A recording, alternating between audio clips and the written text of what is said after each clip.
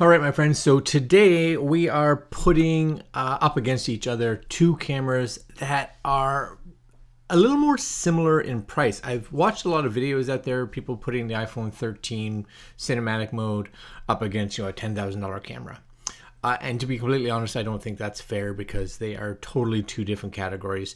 And for someone that is on a budget and you have like $1,000, you may be contemplating whether you should upgrade to a new phone with these cool camera features, or if you should just invest maybe in a camera, an actual camera. So today we're putting the actual iPhone 13 Pro, which I have in my pocket right here, iPhone 13 Pro, up against the Sony ZV-1, which is what's shooting this part of this footage right now. So we've got a whole bunch of the footage lined up on a timeline here, and we're going to go through it and see what we think about how each camera captures and which we prefer. All right, stay tuned.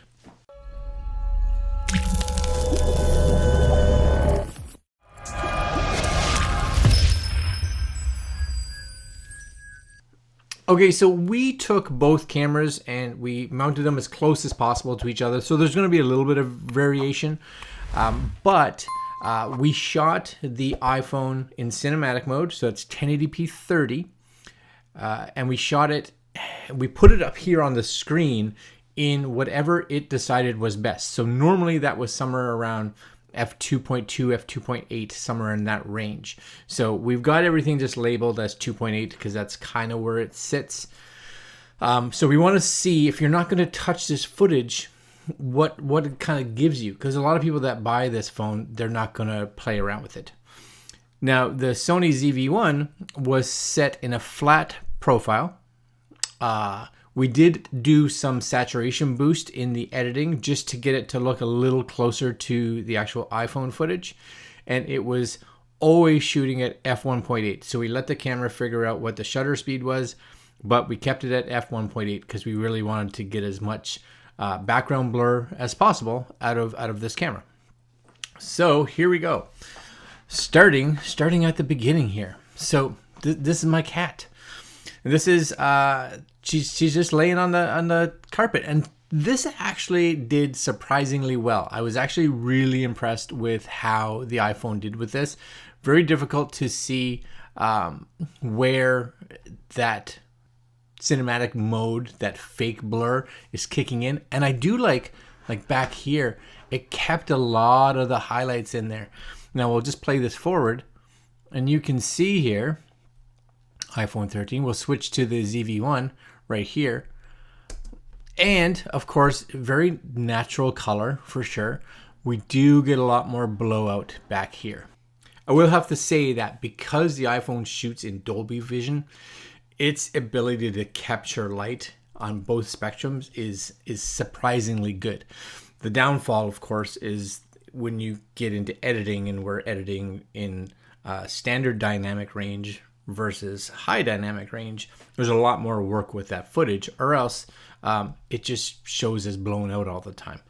So positives and negatives. I do like it in some aspects. In some areas, I don't like the look, and we'll see that a little later. But here, I would actually say that the iPhone, his is probably a little better than the ZV-1. Again, small sensor in the ZV-1, not as small as the iPhone, but all right, so here we just took a shot in our living room, and you can again see here, and this is where you start seeing issues.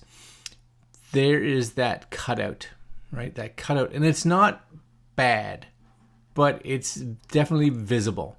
That would be something that I would want to kind of play with, and you can go into the Photos app or iMovie on the phone at this point in time. Hopefully soon we will see an update to iMovie on the Mac and inside Final Cut Pro to be able to play with these.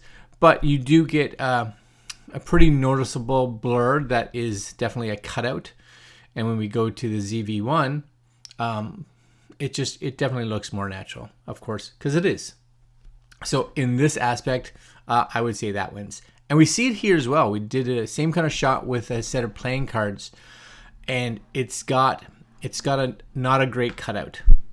So we see that definitely with any kind of harsh edges, that we're seeing some issues there. Back to the ZV-1, this just without question looks much more pleasing.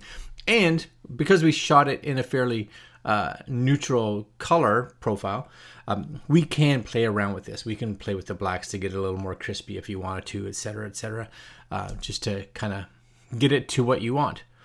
Now this shot, I was surprised. I thought we would see like cutouts all over the place, and it is very difficult with this motion to see it. It locked on to my face during the actual capture mode, so it used that, and it's had a lovely, like, it's hard to tell. But again, going forward and backwards here, looking at this one versus this one, it's, I don't know. I'd almost again say that the ZV-1 just has a much more pleasing look to it because of the fact that the gradation that we see from here to here to here has a nice smooth arch to it, where it gets blurrier as it goes further back, which it should. Whereas the iPhone has a tendency to kind of be like, good, crispy, blurry. And it doesn't have that ability to really have a soft, gradual blur as depth goes back. But again, this is version 1 of the software for video, so it's very impressive without question. All right, so let's go outside, and this is where in this kind of scenario that cinematic mode just has all kinds of issues. It pretty much falls apart, and you can see this here in a shot like this. We've got sharp, and this is blurry. This is blurry. I don't know why this is blurry. This part of the leaf is sharp. You can see cutouts in the back where it can't see through things. If you go forward here, there's just like, there's some really big ones, especially if you look in this area up here, as it's just having all kinds of issues seeing through that. So without question, having an actual camera like a ZV-1 or any kind of camera like this, you're gonna get just way better results. This one here, again, at first glance, it's actually quite pleasing to look at. The colors and everything are so nice that come out of the iPhone in most aspects. But we are seeing some depth issues where this is sharp, this goes blurry. Like, why is this blurry and that's sharp? And that's sharp. And this part of the flower is really blurry versus this part is really sharp. That's sharp and those are blurry. You know, and you have to, if you're putting this clip in, and it was a 1 or 2 second clip, nobody would probably notice it. But if you're putting it in there for 3, 4, 5 or longer seconds, it's noticeable without question. And then we go to the ZV-1 in a minute. And it's just, you can see in this one, all this is in focus, all this is in focus, blurry, gradual blurry, more blurry yet, as it should be. That to me, that one wins without question. I do like the color of the other one. It has a really nice rich color. Same thing here. I love the color. It's got such a nice color in the wood here, and the back is nice, but we again get a really soft edge on this side as well as on this side. This side's a little harder to see because it's shadowed. This one definitely pops out more, but not bad. And again, you could play with this clip, I would think, bring that f-stop up a little higher in the software to get it to hopefully be able to get rid of that cutout a little bit. And as we go to the ZV-1 here right now, you can see this one just definitely looks it's just nicer. This is way closer to what it looked like. Now the other thing to notice too is the ZV-1 is shooting in 4K, and in a shot like this is really where you get to see how much cleaner this shot is versus if we go back. Let's go back here for a second here. That wood looks soft, and you don't really notice it too much when you're seeing it by itself, but when you put it up against the 4K version, there's a pretty substantial difference for sure. Now, following an actual person here, so there's me, And again, I don't know, and I've talked to numerous people. I actually went down to the Apple store here, and I was talking to them, and I'm like, what Apple needs to do, what they need to do, and even if it's just on the selfie camera, they need to allow you to set your default f-stop, because the iPhone wants to show this feature, or wants to just blur that background, and that's cool, but at this point in time, it's not great. There is huge, where is it here? Yeah, huge blurring going on here where it's trying to cut it out. And it's so, especially even around the hat here, I find it more distracting than pleasing to the eye. It's a cool feature and I appreciate what it's trying to do. But if you look at this, like the hat, my hat has a soft, blurry edge around the whole thing. So we go back to the ZV-1 here in a second. That's again at f1.8, nice blur in the background. But even if you look here, my propane tank, it's got a nice blur to it, but not near as much of a blur, of course, as the background is, which is what it's supposed to do. So definitely nicer with people if you can get an actual true depth of field. And if we would have actually cut to my hair, of course the iPhone would have had all kinds of issues right there with the hair. But it is what it is. Now this one here, at the beginning I was looking at this and I was like, oh, this one did a good job. Good job. Until again, I looked in this area right here, that area right there. As you see, when it goes through, it is having all kinds of focus issues where it's cutting pieces out. So whenever there's any kind of complex patterns, it really has issues. So if I was shooting, you can shoot in cinematic mode. That's great all the time. And you can turn cinematic mode off anytime, even after you've shot with cinematic mode, which is cool. But at that point in time, you should have been just shooting with the normal camera, because you would have got 4K versus the 1080. You could have shot in 24 frames versus 30, or even 60 frames versus 30, whatever you chose.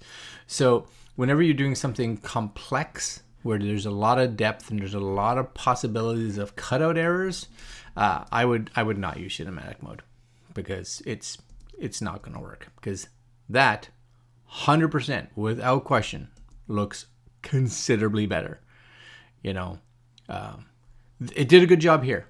I was very pleased with this. I would have liked to have seen a bit more, and you can see kind of here. I'd probably like to bring that f-stop maybe up to f7.1, maybe even up to f11 to broaden that a little bit, to get that a little broader. But you don't see any cutouts, so that one's not too bad. But again, I'd have to say that it's close with those two. I do like the color. The color that comes out of the iPhone 13, surprisingly good. And it does have to do a lot with that Dolby Vision.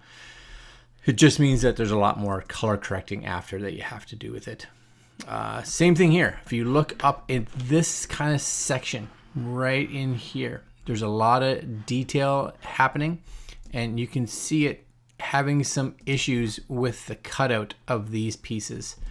So that, to me, either it's unusable, or we have to take that depth of field or cinematic mode off, or we have to try to just expand it so that hopefully we can get those to be locked in place. The ZV-1 here actually has really nice, when you can get up fairly close to the subject, it doesn't even matter that the sensor is fairly small.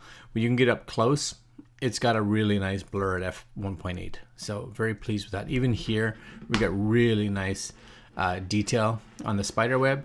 The light bulb's locked in, and we get a nice gradual fade as we go back through the image. That's nice. All right, let's move on. This shot from the iPhone, fantastic. Keeper, it's without question, I would say this is a win. You get really nice contrast all the way back and forth. You get a nice solid line back here, which seems to be right where focus is hitting. There's no way I would think that you know any difference between this and an actual, even a high-end camera. Because here's the ZV-1 coming up right there, you know,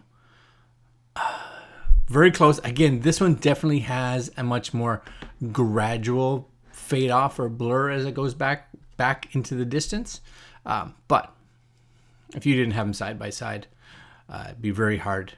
Now, this shot here, this is a shot where there's a lot of edges, there's a lot of different textures, and there's just a fair bit of stuff going on. And I tried during the shooting phase and afterwards to get the iPhone to lock onto this right here. I wanted that in focus. I couldn't get it. There was nothing I could do for it to lock on that. And as you can see here, even if you look over here, it's going in and out of focus, back and forth, constantly trying to figure out what to hit for focus. ZV-1, you hit it, and it's good. You got it. So, you know, same thing here. iPhone, that texture just threw it off. Watch that focus move from here and then move up.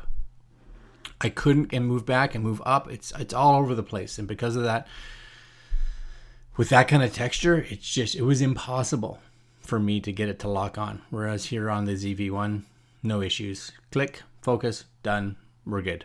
Perfect.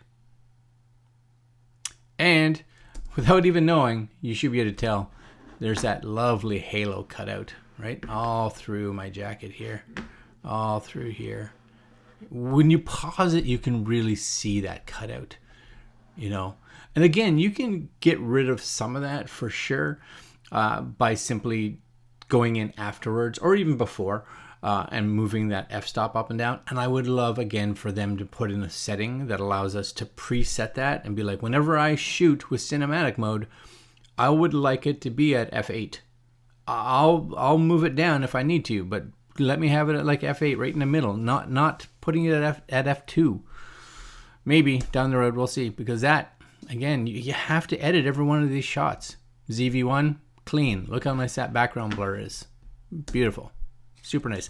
And the other thing here is there's a big blowout over here where I got a good shot of sun in my eyes. This actually has a much, it is blown out without question, but it has a nicer feel to it.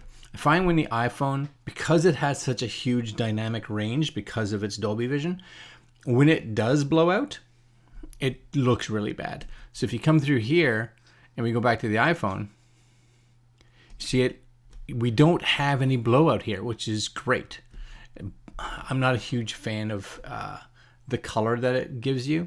It kind of makes it feel a little bit more like you're wearing makeup. But watch when it does blow out, right there.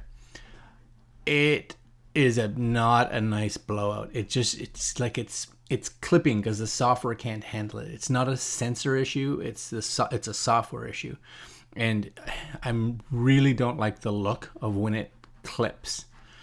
So, in that aspect, for most parts, I would say the iPhone in 99% of shooting scenarios exposes the subject and the background really well together, whereas a standard mirrorless camera, it doesn't matter if it's a ZV-1 or a Canon R5 or whatever, you kind of have to make the choice. Do you want your subject to be, your foreground to be lit up properly, exposed properly, or the background?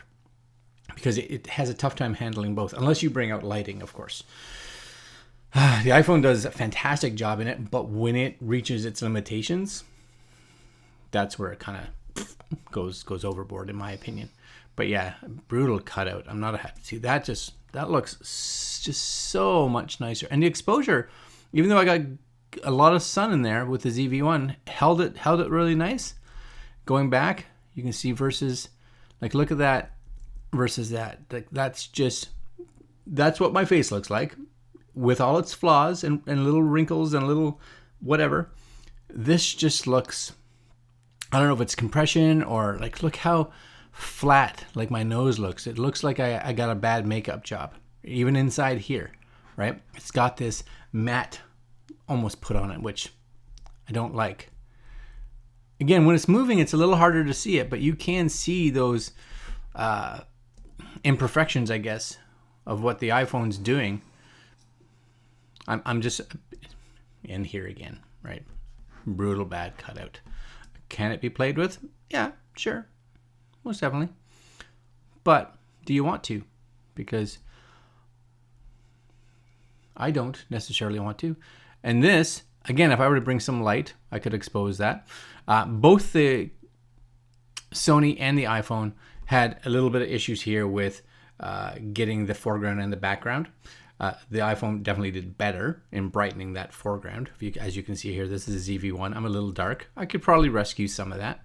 But when you go to the iPhone, look how bright my face is on the iPhone, right? Like, it's quite nice. Both cameras had issues with the sky, so not a big deal. All right, and I think that's kind of it. Yeah, there's the last shot of the ZV-1. Yep. So the real question is, if you are looking for a camera, and you know, we heard Apple talk about it, and we hear everybody out there talking about, especially with the iPhone, how it was really camera focused, and it was 100%. If you're looking for a camera, you really have to kind of answer or ask yourself, I think, two questions.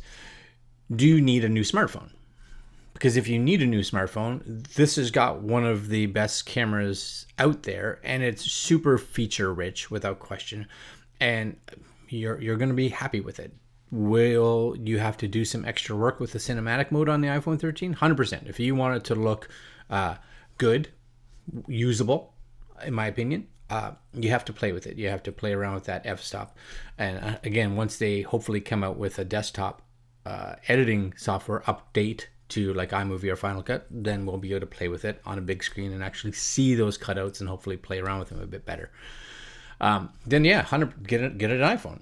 You need a new iPhone. You need a new iPhone anyway.